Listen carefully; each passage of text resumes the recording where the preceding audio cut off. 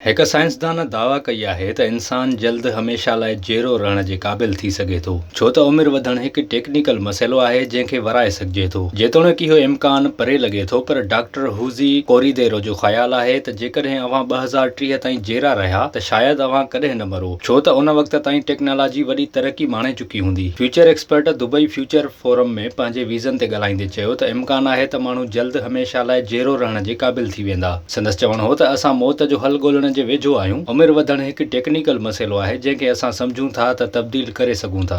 जेतोणीकि जदीद दौर में डिघी उमिरि जे इम्काननि में ड्रामाई अंदाज़ में वाधारो थियो आहे, पर कोरीदेरो जो ख़्यालु आहे त डिघी ज़िंदगी गुज़ारण जो पहिरियों मरहलो इंजीनियरिंग सां जंग आहे। साइंसदान हाणे हिकु लाफ़ानी जेलीफिश जो मुतालियो करे रहिया आहिनि जंहिंखे टीरोटॉप्सिस डोहिरनी जे नाले सां सुञातो वञे थो, जेका जिस्मानी तौर ते नुक़सान या बुख जो शिकार हुजण ते 36 कलाकनि बाद हिकु नए जिस्म में ॿीहर उभरी सघे थी। हुन वज़ाहत कई त असां हिन ॻाल्हि जो मुतालियो करे रहिया आहियूं त कुझु जानदारनि जी उमिरि कॾहिं बि छो नाहे वधंदी। हाणे जॾहिं असां तक़रीबन लाफ़ानी जेलीफिश जो मुतालियो करण जोगा आहियूं त असां तेज़ी सां शयूं दरियाफ़्त कंदासीं। हुन वधीक चयो त असां कॾहिं उॾामण जोगा बि न हुआसीं, पर हाणे असां चंड ते वञण जे क़ाबिल थी विया आहियूं। डॉक्टर खे उमेद आहे त साइंसी तौर ते तरक़ी करे सघिजे थी, पर हुन मञियो आहे त हिन इल्म खे मुंहुं ॾियण लाइ वधीक ज़हनी एडजस्टमेंट जी ज़रूरत पइजी सघे थी, जंहिंसां असां हमेशा जेरा रही सघूं था। कोरीदेरो जो चवणु आहे त अहिड़ा ज़हनी मसइला आहिनि जिन खे हल करण जी ज़रूरत आहे, छो त असां उन हक़ीक़त जा आदी आहियूं त असां मरी वेंदासीं, पर हाणे इहा सोच तब्दील करण जी ज़रूरत आहे।